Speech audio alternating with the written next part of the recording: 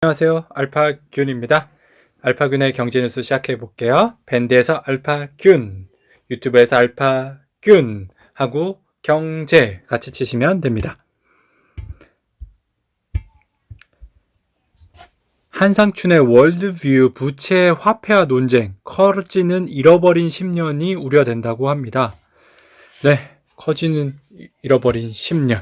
어떤 내용입니까? 내용이 정말 방대하고 긴데요.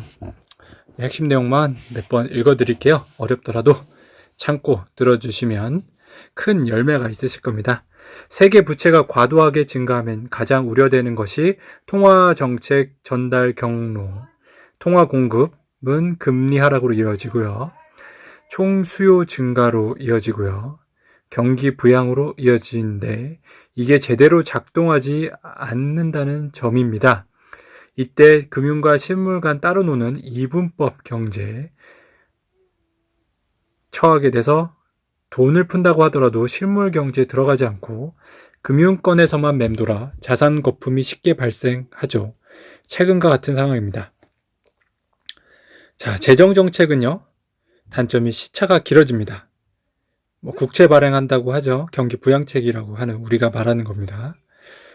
시차는 정책 입안에서 국회를 통과하기까지 내부 행정 시차, 정책 확정 이후 효과가 나타나기까지 외부 집행 시차로 구분됩니다.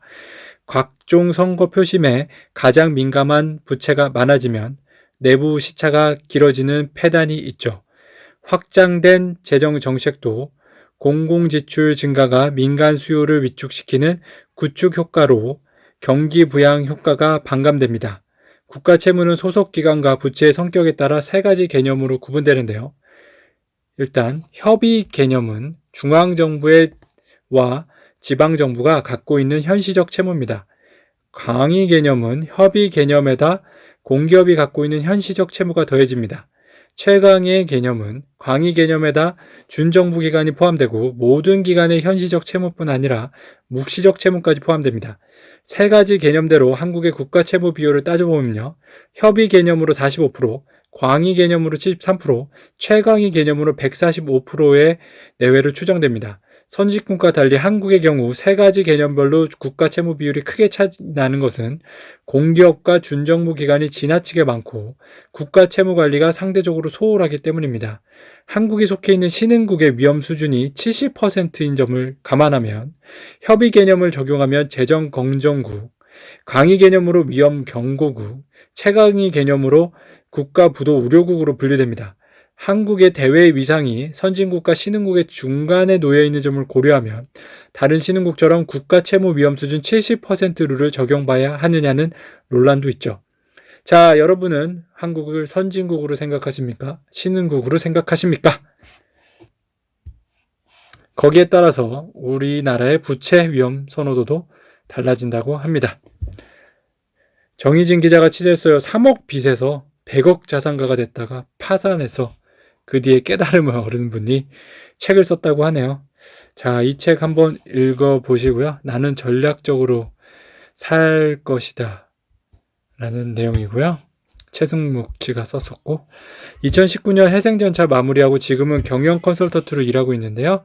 포털 사이트 줌을 운영하는 코스닥 상장사 줌인터넷의 사회이사도 맡고 있는 그는 말단 사원부터 상장사 최고 경영자까지 다양한 직책을 경험한 지난 인생을 바탕으로 지난달 중순 나는 전략적으로 살 것이라는 책을 펴냈습니다.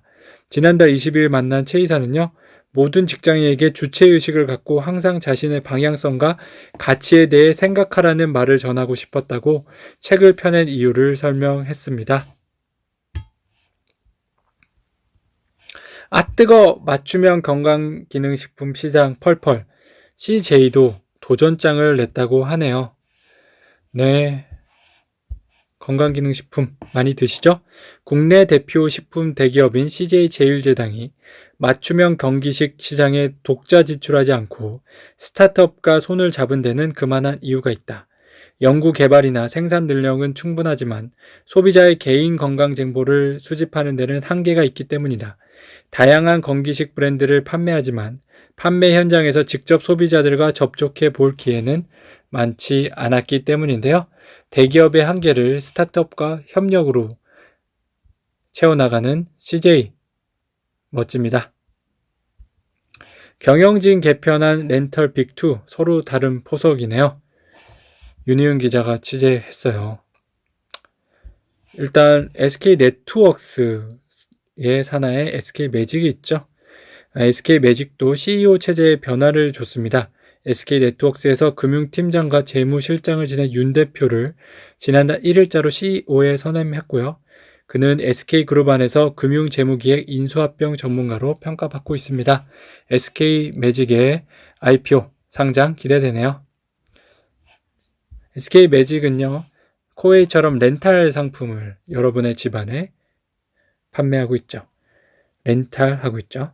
김주환 기자가 취재했습니다. 김재석 나인커퍼레이션 공동대표, 대대손손 즐기는 게임 블록체인으로 만들어요. 자, 나인커퍼레이션이라는 회사가 있는데요. 작년 10월 나인 크로니클이라는 게임을 직접 만들어 출시했습니다. 리플래닛이 어떻게 쓰이는지 실제로 보여주기 위해서인데요. 각각의 게임 이용자들이 게임 운영에 필요한 모든 데이터를 갖고 있기 때문에 이용자가 한 명만 남아도 나인 크로니클은 없어질 수 없습니다. 현재 실이용자가 1,500명 정도인데요. 정보기술 IT 관련 해외 인터넷 커뮤니티에서 입소문을 타면서 이용자들이 모이고 있습니다. 지난해에는 게임에서 아이템 구입 등에 필요한 게임 머니를 40만 달러, 약 4억 5천만 원치 팔아 처음 수익을 올렸습니다. 네, 게임 아이템 구입 등에 필요한 게임 머니를 판매해서 수익을 올리는 좋은 모델인데, 블록체인으로 이제 서로 게임 만들고 하는 거기 때문에 이용자만 있으면요, 이 게임은요 계속 만들어집니다. 네, 재밌죠? 앞으로는 이런 세상이 온다고 하네요. 게임 이용자가 새 게임도 새로 만들고 그런 거예요. 뭐 음악 듣는 사람이 음악도 작곡하고 그런 거랑 비슷하죠. 국내에도 마침내 등장했다. 안면인식 CCTV 본격 보급하네요. 강경민 기자가 취재했는데요. 그 하나테크윈이에요. 기존 AI 보안 솔루션은 옷이나 안경, 가방 등 사람이 소지하고 있는 사물을 기반으로 영상 분석이 가능했는데요. 하나테크윈은 얼굴 인식 솔루션은 사람 얼굴까지 알아보고 구분할 수 있습니다. 범죄 등 돌발 상황이 발생했을 때 얼굴 인식 기능으로 특정 인물이 찍힌 CCTV 영상을 빠르게 찾을 수 있습니다. 오연아 기자 취재했어요. 폭풍 성장, 카카오뱅크 이젠 중금리 대출 공략한다고 합니다. 네, 앞으로가 점점 더 기대됩니다. 김익환 기자가 취재했습니다. 국채금리 들썩, 하는 통화정책 약발이 안 먹히고 있네요. 네, 저거 금리가 이렇게 1.9%를 향해 올라가고 있죠. 저번에 1.8% 이상일 때 한국은행이 개입하는지를 한번 봐야 된다고 했는데요. 지금 한은의 고민이 깊어지네요. 한은은 작년 3월 코로나19 사태가 본격화하면서 경기 부양 등을 위해 기준금리를 사상 최저 수준 0.5%까지 끌어내렸지만 시장금리가 상승하면서 그 효과가 반감되고 있어서다. 한은은 작년에도 국채 11조 원어치를 사들였지만 시장금리를 안정화하려는 효과를 내지 못했습니다. 정부가 국채 발행 확대로 시장금리를 밀어올려 민간의 소비 투자 활동을 위축시키는 구축 효과를 우려하는 목소리도 나오고 있습니다. 한은은 시장이 불안해지면 언제든 국채 매입에 추가로 나서겠다는 입장인데요. 한은은 지난달 발표한 2021년 통화신용정책 운영 방향에서 국채 수급 불균형 등으로 장기 시장 금리의 변동성이 커질 경우 국채 매입을 늘릴 것이라며 필요할 때 국채 매입 시기 규모 등을 사전에 공표할 것이라고 밝혔습니다. 엑슨모빌 ESG에 30억 달러 투자했다고 하는데요. 자, 그런데요. 엑스모빌의 이날 발표가 투자자들의 요구를 만족시키기가 충분하지 않았다는 지적이 나옵니다. 엑스모빌이 탄소 배출량 저감 기술 개발에 투자하기로 한 30억 달러는요. 연간 자본 지출의 3, 4% 수준에 그칩니다. 그렇게 대대적인 투자가 아니란 뜻인데요. 블룸버그는 이번 발표가 엑스모빌의 기존 사업 등을 모아 새롭게 포장한 데 그친다고 평가했죠. 네, 그래도 이런 첫걸음을 띄었다는 거에 저는 박수를 쳐드립니다. 좋은 세상 만들어 가야죠. 송영석 기자가 취재입니다. 탄소악당, 미탈, 석탄 발전도 ESG 우량주가 될 수 있어 지표 좋아지는 전통 기업에 주목해야 된다고 합니다. 네. 국내에서는요, 반 ESG 기업으로 분류됐던 한국전력에 주목할 필요가 있다고 하는데요. 그는 한때 20%가 넘었던 한전의 외국인 투자 비율이 지난해 11월 16% 까지 줄었다가 최근 17%로 반등했다면서 환경비용 요금을 청구서에 공개하겠다고 선언한 뒤 해외 투자가들이 이 주식을 사들이기 시작했다고 합니다. 네, 한국전력 같은 기업도요, 이제 ESG 기업, 친환경 기업으로 변모하고 있다고 하네요. 강남 상구 아파트 증여 급증하고 있는데 증여세 인상을 만지작하네요. 아파트 증여가 늘어나면요, 중장기적으로 매도 대상 매물이 줄어들어 아파트 가격이 추가로 상승할 가능성이 있다고 우려하는데요. 소득세법 101조에 따르면요, 증여 자산을 5년 내에 타인에게 양도할 경우 증여세가 아니라 양도세가 또 부과됩니다. 이에 따라 증여가 이루어진 아파트의 경우는요, 보통 5년 이상의 거래가 이루어지지 않아 장긴 매물이 된다고 전문가들은 설명하고 있습니다. SK하이닉스 성과급 논란이 확산되고 있습니다. 이석기 사장 필요하면 제도 개선을 하겠다고 하네요. 삼성전자 DS 부분과 SK하이닉스 현황인데요. 삼성전자 DS 부분 매출은 72조, 하이닉스는 31조입니다. 영업이익은 18조, 5조로 차이가 나고요. 임직원 수는 5만 명에서 2만 5천 명, 딱 절반 정도네요. 성과급도 47%, 20%, 절반 아래로 떨어졌네요. 그런데 성과급을 삼성전자 수준으로 좀 맞춰달라고 SK하이닉스가 요구를 하는데요. 이거를 좀 무시할 수만은 없습니다. 왜냐면은 경쟁자들이 또 인력을 뺏어가기도 하거든요. 삼성전자도 경쟁사들이 잇따라 경력 직원 채원에 나서면서 SK하이닉스 직원 이탈에 대한 우려가 커지고 있습니다. 한 반도체 업체 관계자는요, 반도체와 같은 첨단 업종의 핵심 경쟁력을 인정하며 직원들에 대한 처우도 글로벌 수준에 맞게 개선할 필요가 있다고 지적하고 있죠. 설정 기자가 취재했습니다. 금감원 미공개 정보로 주식 매매 이진국 하나금투 대표의 검사에 수사 의뢰했다고 합니다. 자, 그 하나금융투자 이 대표가 어떤 잘못을 했는지 보고 있는데요. 특히 이 과정에서 이 대표의 증권 계좌를 투자 일임업자로 등록되지 않은 직원이 관리한 점도 논란을 빚고 있습니다. 자본시장법상 투자 이자업자로 등록된 사람과의 계약이 아니면 이 같은 일임 운용은 불법입니다. 이 대표 측은 현행 내부 통제 체계에서 걸러지지 않은 정상 거래라며 해당 혐의에 대해 적극 소명하겠다고 밝히고 있습니다.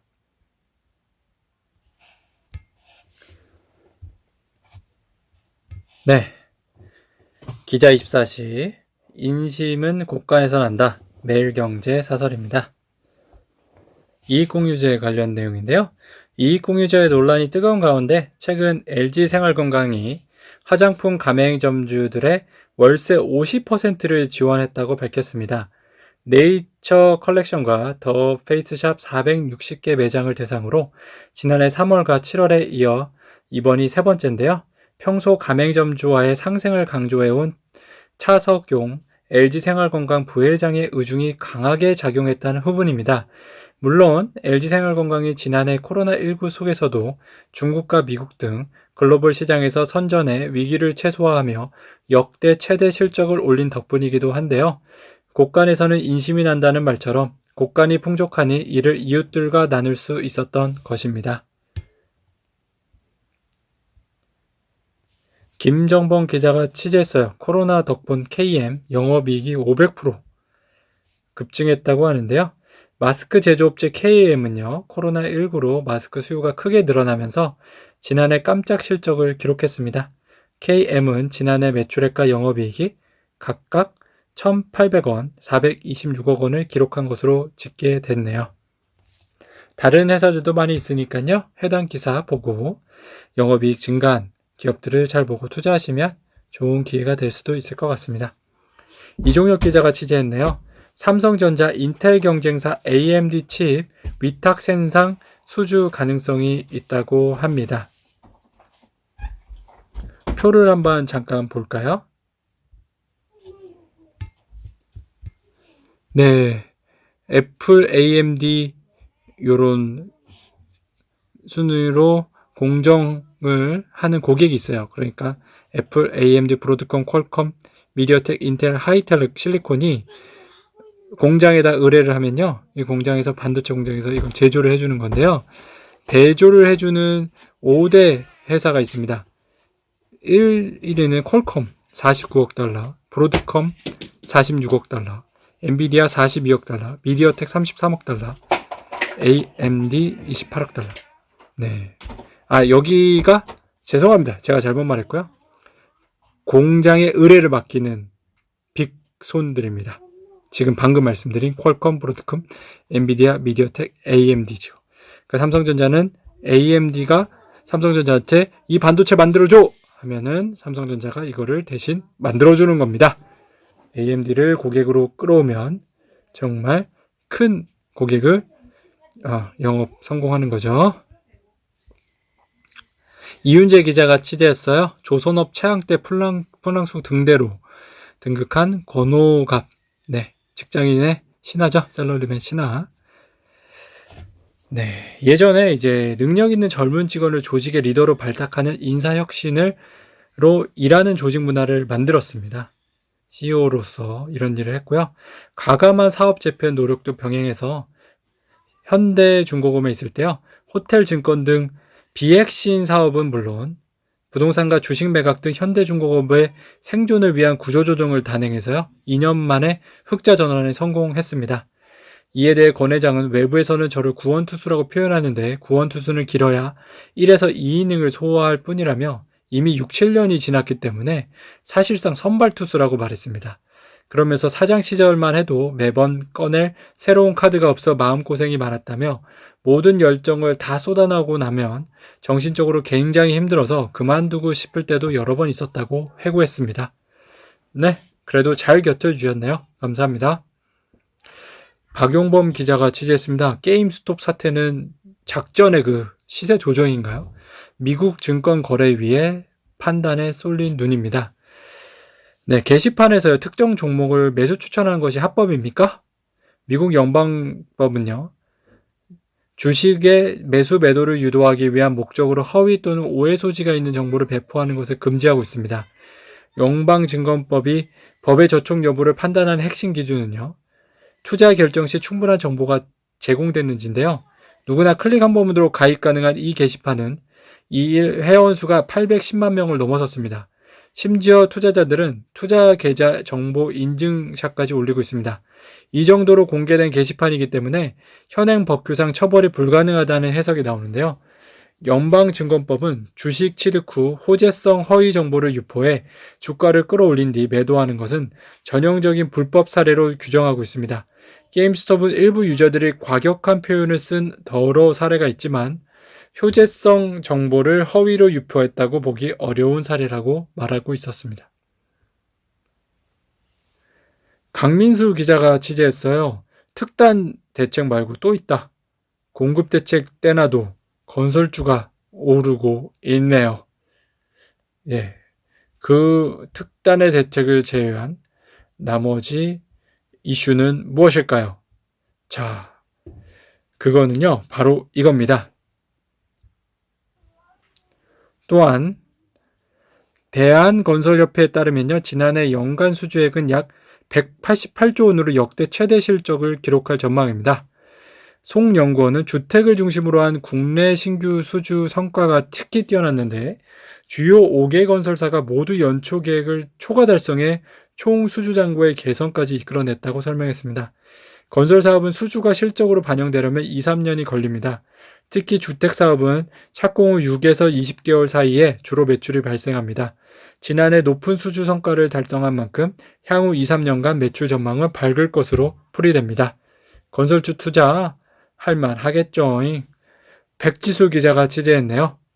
음원 공룡 스포티파이 아이유 노래는 못 듣는다고 하네요. 그 이유는 뭘까요? 스포티파이는 전 세계 6위 음원 시장이자 K-팝의 본고장인 한국 시장을 통해 위상 강화를 노립니다. 우리나라가 전 세계 6위였어요.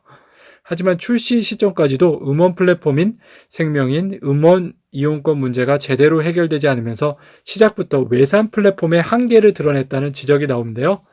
업계에 따르면 스포티파이는 국내 최대 음원 유통업체인 카카오M의 음원은 제공받지 못하고 있습니다.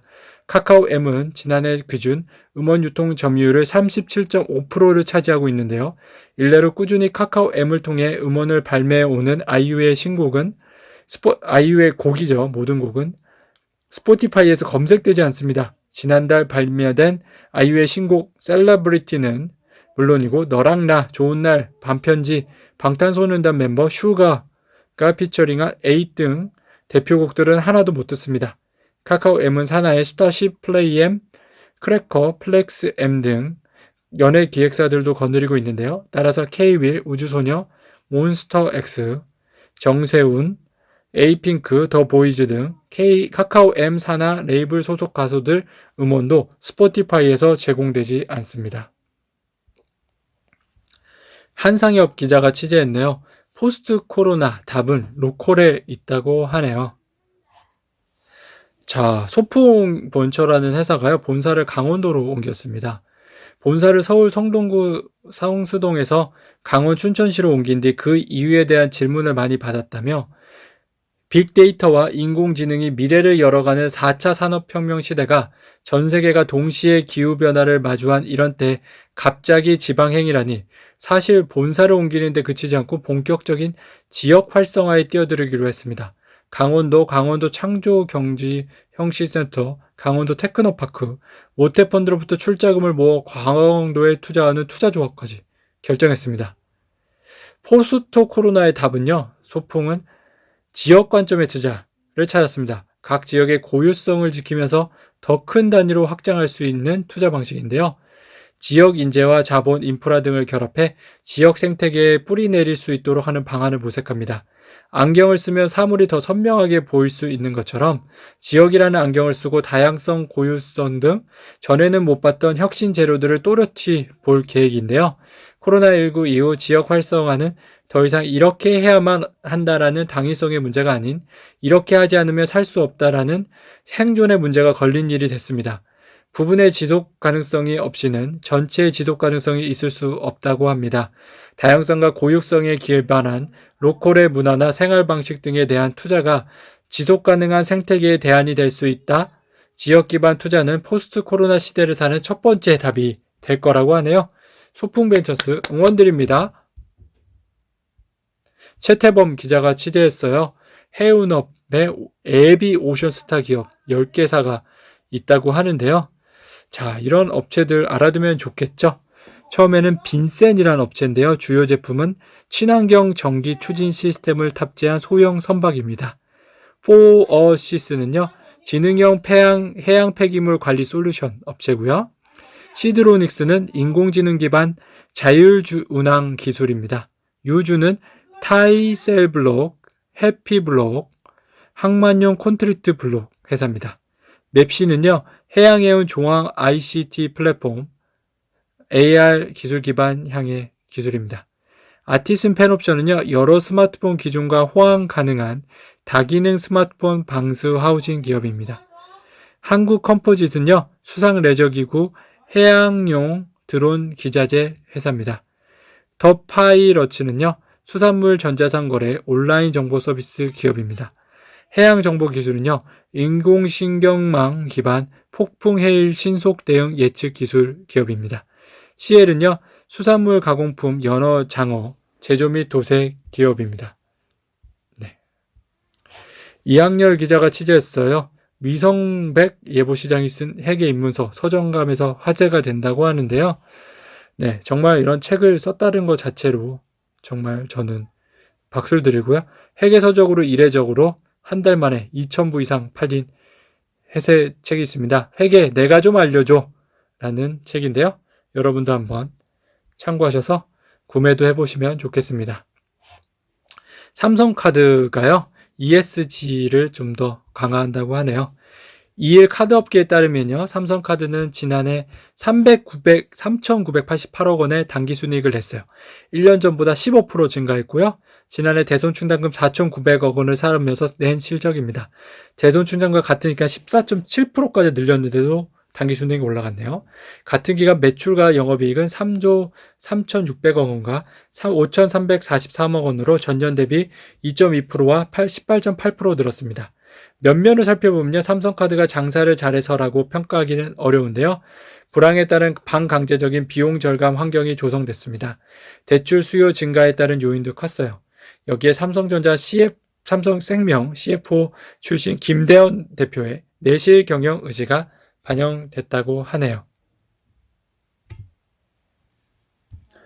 이재훈 기자가 취재했는데요. 경쟁하는 롯데 신세계 인천 내 주요 점포수인데요. 역시 지금 롯데가 앞서고 있어요. 그래도 스타필드 송도점 청라 개점 예정이고요.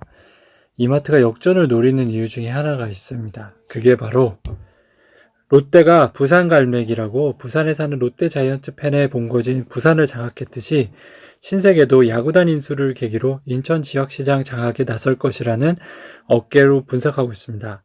실제 이마트에서 신세계 프로퍼티는 인천의 스타필드 청라를 건립 중인데요. 스타필드 청라는 오는 2024년쯤 오픈할 예정이고요. 인천에서 가장 큰 규모의 복합 쇼핑몰로 지역 쇼핑 수요를 잠식할 것으로 예상됩니다. 스타필드 청라는요. 호텔, 백화점, 쇼핑몰, 테마파크 등이 모두 입점해 있고요. 연면적 50만 제곱미터로 역대 스타필드 중 최대 크기로 건립될 예정입니다. 지난해 7월에 착공됐죠. 최민경 기자가 취재했습니다. 네, 방산기업들에 대한 내용인데요. 민수사업에 진출에 나선 방산기업이라고 하네요. 하나 디펜스가요.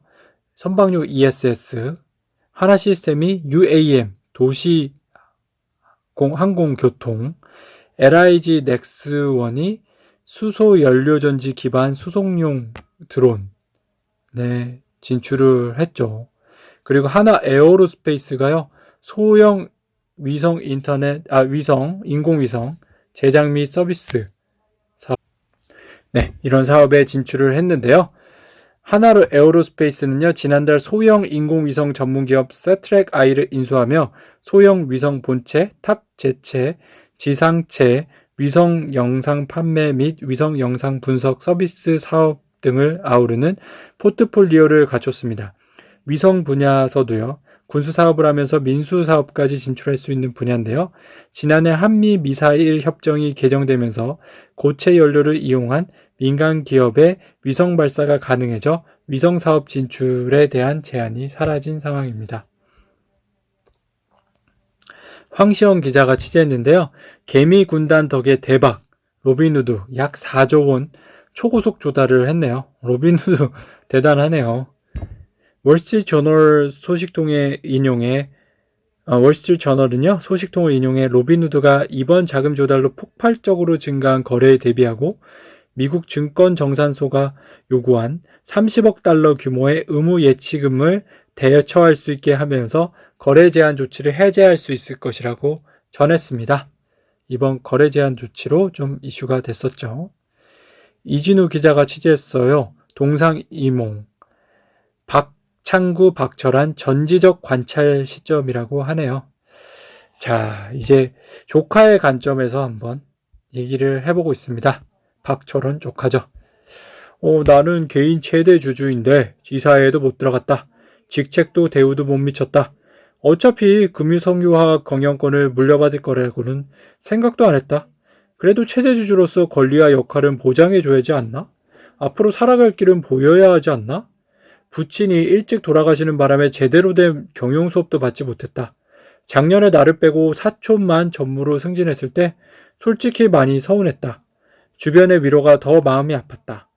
아시아나항공 경영엔 예초 욕심과 기대가 있었다.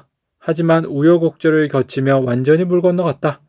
이제 아버지와 나의 몫이든 독립이든 무언가 액션을 취해야 할 때가 왔다. 욱하는 심정에 저지른 일탈로 보는 주변의 시선이 부담스럽고 기분 나쁘다. 단지 최대 주주로서 권리를 찾고 싶을 뿐이다. 주변에서 왜 가만히 있냐고 도와주겠다고 한다. 다른 한편에선 게임이 되겠냐고 하지만 뚜껑을 열어보면 알 것이다. 만만치 않은 상대였음을.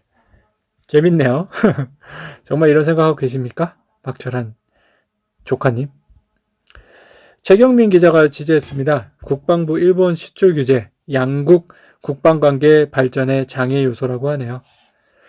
네, 이게 좀 이슈가 많이 됐어요. 일본에서도 좀 반발도 하는 것 같은데요. 국방부가 2019년 7월 일본이 안보상의 문제를 이유로 들어 우리에게 취한 수출 규제 주체는 양국 국방관계의 미래지향적 발전의 장애 요소가 되고 있다고 밝혔습니다. 여러분들, 일본과의 관계가 어떻게 될 것 같습니까?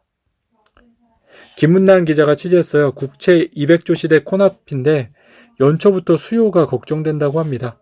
지금 국채금리가 연일 상승 중이라고 제가 아까도 말씀드렸죠. 국고채 10년물 금리는 1일 기준 연 1.8%로 전 거래일 대비 상승했는데요. 10년물 금리가 1.8%를 넘어선 것은 일본과의 무역 분쟁으로 정부가 대대적인 지원책을 시행했던 2019년 11월 이후 처음입니다. 지난해 8월 초 1.3%까지 떨어졌던 금리는 3개월여 만에 0.5%포인트 올랐습니다. 정부의 국채 발행 물량이 늘어난 데다 추가 발행 가능성까지 거론되면서 수요 악화와 금리 상승으로 이어진 셈인데요. 네, 금리 상승 점점 되고 있으니까 여러분들 고민이 많으시겠네요. 고정금리로 대출받는 것도 고민해 봐야 될 것 같아요. 이빌성 기자입니다. 기자가 샌드박스 대표입니다. 메시, 호나두 메시처럼요. 모든 세대에 열광하는 e스포츠를 만들어야 된다고 하네요. 이 대표는 이런 측면에서 최근 e스포츠에 공격적으로 투자하는 중국 시장을 주목해야 한다고 보았습니다. 이 대표는 중국 리즈가 한국 선수들을 빼앗간다는 부정적인 인식은 있는데 중국이라는 거대한 시장을 근거리에 가지고 있다는 것은 우리에게 행운이라며 단기적으로 양국 간 교류전이 활성화할 수 있고 장기적으로는 글로벌 시청자 확대를 기대할 수 있다고 하는데요. 네, 중국이 옆에 있다는 것은 참으로 우리에게는 축복이 될 수도 있다라는 얘기네요. 네, 이제 좋은 면만 생각하면 또 그럴 수도 있죠. 네, 이필성 샌드박스 대표 같은 얘기인데요. TV 봤냐? 유튜브 봤냐? 팬심이 지금 세상 움직이는 시대라고 하는데요. 지금 샌드박스는 주로 유튜브에서 활동을 많이 하네요. 준비하는 샌드박스 다음 스텝은요. 샌드박스가 지난해 11월 총 500억 원 규모의 시리즈 D 투자 유치를 마무리했는데요. 설립 5년 만에 900억 원의 누적 투자를 끌어모아서요. 예비 유니콘으로 꼽힙니다. 올해는 본격적으로 수익성을 높여 손익분기점에 도달하겠다는 게 이 대표의 목표입니다. 이를 통해 이르면 2년 내 기업 공개에 나설 계획인데요.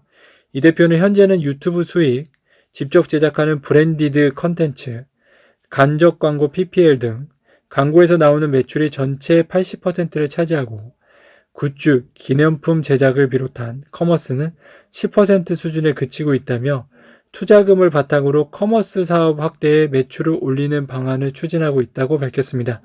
다만 컨텐츠 중심의 경영 철학은 흔들리지 않는다는 게 그의 생각이고요.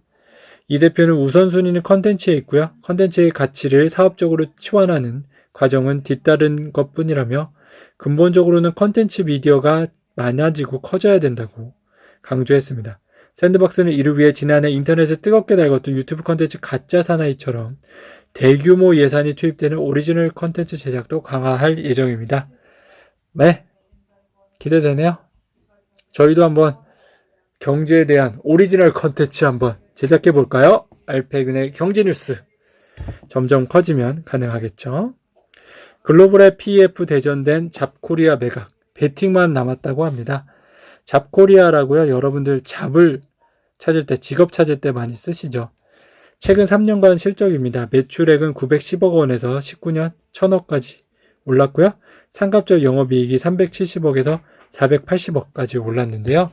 지금 이거에 대해서 기업 가치가 4천억 원으로 지금 거론이 됐었는데요. 최종 거래시 1조 원을 전후한 수준까지 오를 수 있다는 얘기입니다. 지난해 잡코리아의 상각전 영업이익, 에비타라고 부르죠. 약 80억 원임을 고려하면 20배에 이르는 가격인데요.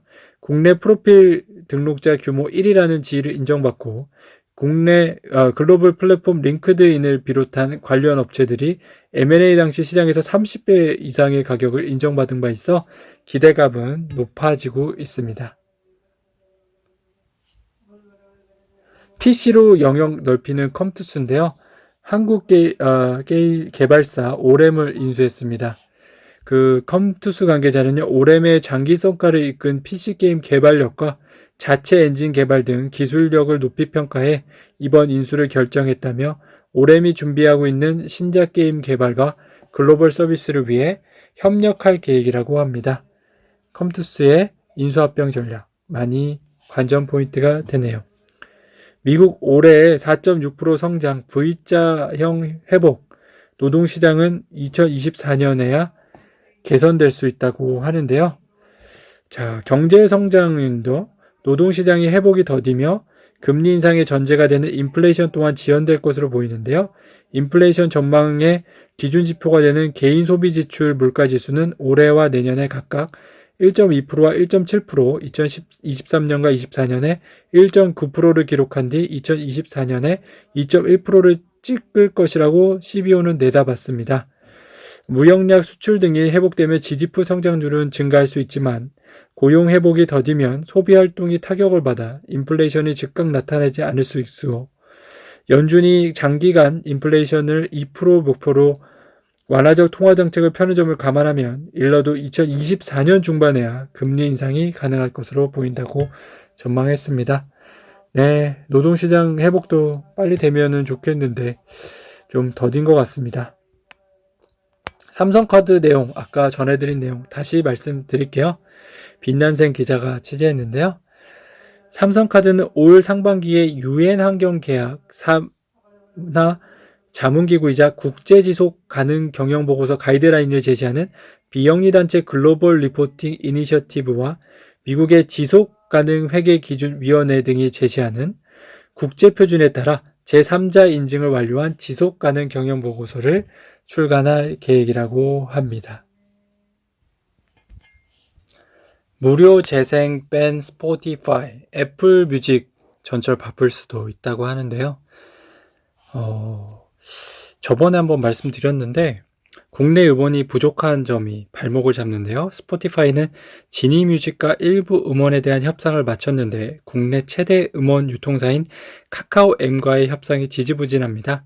강원 차트에 따르면요. 지난해 국내 400위권 내 음원 유통 점유율은 카카오엠 37%, 드림업스 16%, 지니뮤직 15%입니다.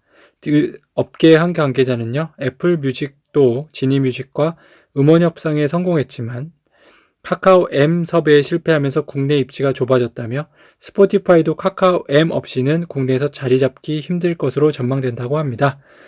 네, 카카오엠이요. 지금 멜론이 또 카카오 회사죠.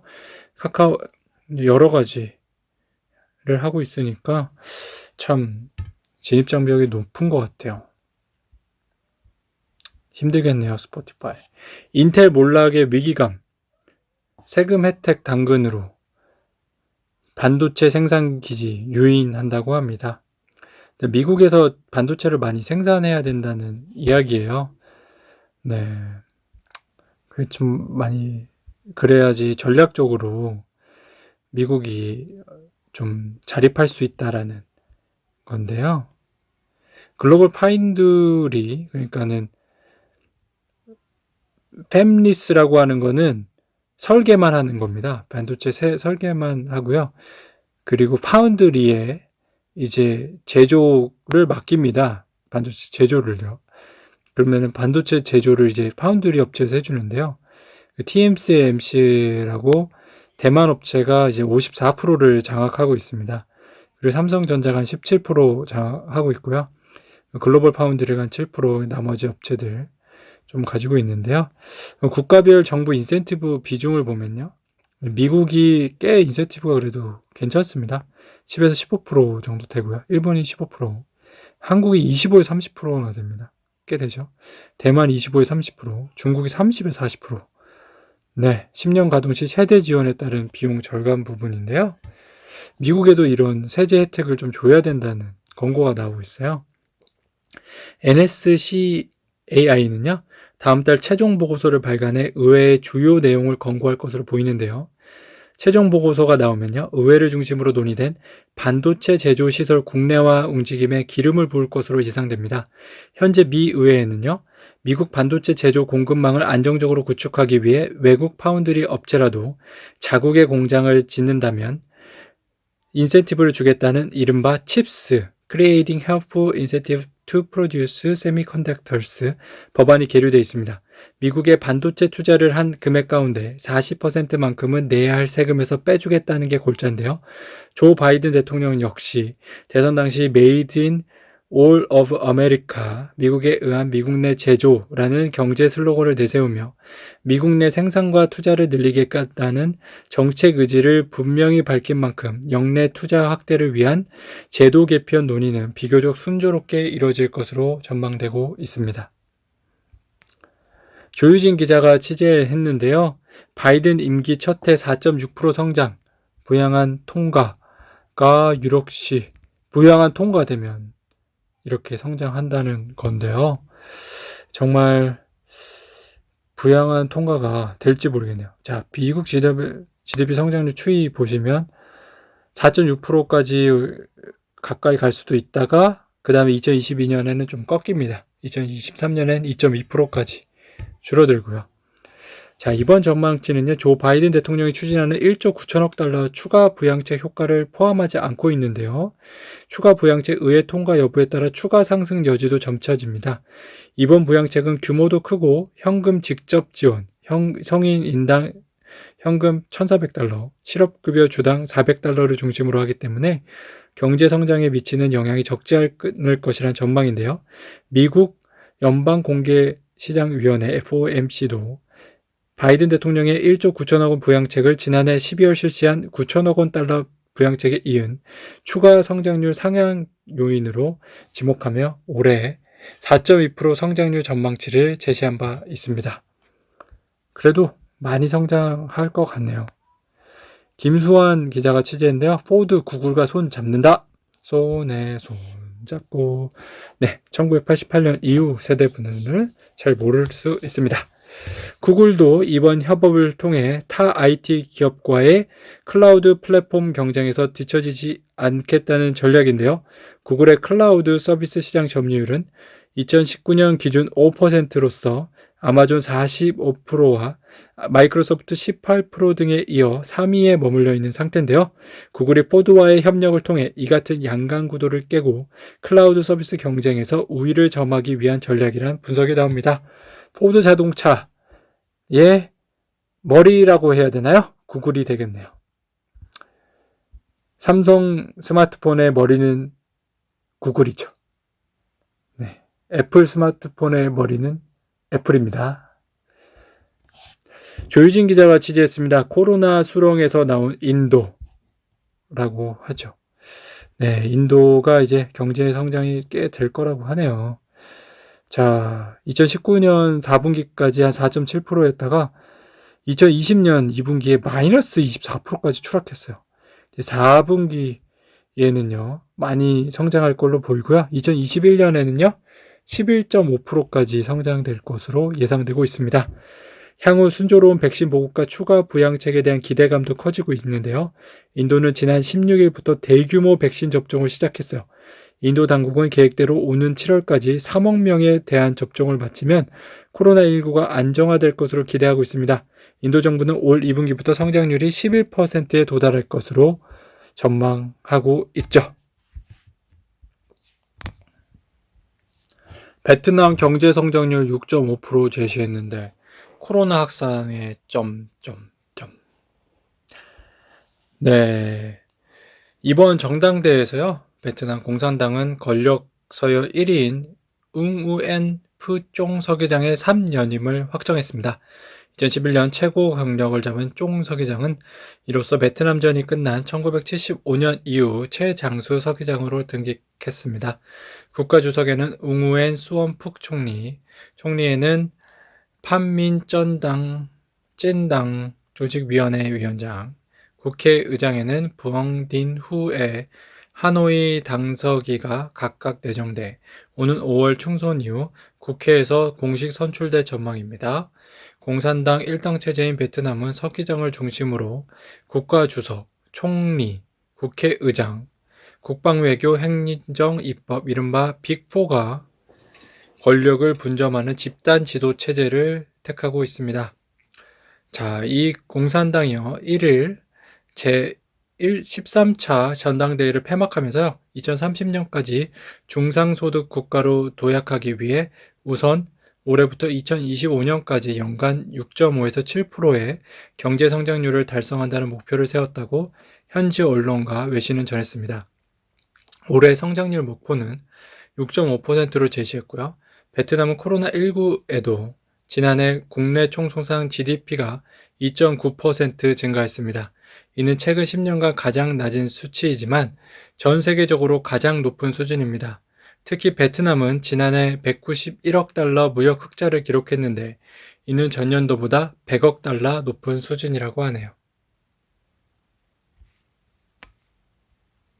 박소영 기자가 퇴재했어요. 해외 플랫폼 강화, 국민연금 파이 키운다고 합니다. 지난해 성과에 대해서는요, 작년에도 해외 투자를 많이 했는데 공모, 주식, 채권, 대체 투자 다 괜찮았다고 자평했고요. 국민연금은 지난해 코로나19 상황에서도 11월까지 6.5%의 수익률을 기록했습니다. 누적 수익률을요. 국내 주식이 20.3%, 해외 주식은 8.3%, 국내 채권에서 1.9% 등의 수익을 올렸어요. 국민연금기금의 설립 이후 연평균 누적 수익률은 5.9%, 누적 수익금은 415조 6천억 원에 달한다고 합니다. 정말 큰데요. 우리나라 주식, 국내 주식은 1월에 왜 그렇게 많이 매도했습니까? 해외 주식 투자하려고 하신 겁니까? 네. 이현우 기자가 취재했습니다. 프랑스 금융가에 은행이 드문 이유가 무엇인지 아십니까? 자, 역사적인 이유가 있는데요. 일단 이런 일이 있었어요. 로라는 사람이요, 미시시피 주식회사가 아메리카 식민지 사업을 독점한다고 광고하고요. 이 사람이 이제 재무부 장관 같은 사람인데요. 식민지에서 금과 은, 보물을 발견했다는 등 장밋빛 가짜뉴스를 시장에 흘려 주가를 폭등시켰어요. 미시시피 주식과 연동된 화폐 가치도 덩달아 폭등하자 로는 지폐를 남발해 정부 부채를 일부 해소하는 데 성공했습니다. 하지만 사기극은 오래가지 못했죠. 정작 미시시피에 아무것도 없다는 것이 밝혀지자 주식 가격이 폭락했고요. 연동되던 화폐 가치도 급락해 주가가 폭등하고 파산한 빈민이 속출했습니다. 프랑스 정부는 이전보다 훨씬 큰 부채를 안게 되었죠. 자, 오늘 이렇게 중요한 내용을 다 봤고요. 오늘 온라인 경제 기사의 달인 온달의 알파균 기사 내용 어떻게 보셨습니까? 밴드에서 알파균 검색하시거나 유튜브에서 알파균 띄고 경제 검색하셔서 여러분들 즐거운 시간 가지시고요. 주위 분들에게 모두 알리시고 구독과 좋아요 부탁드립니다. 감사합니다.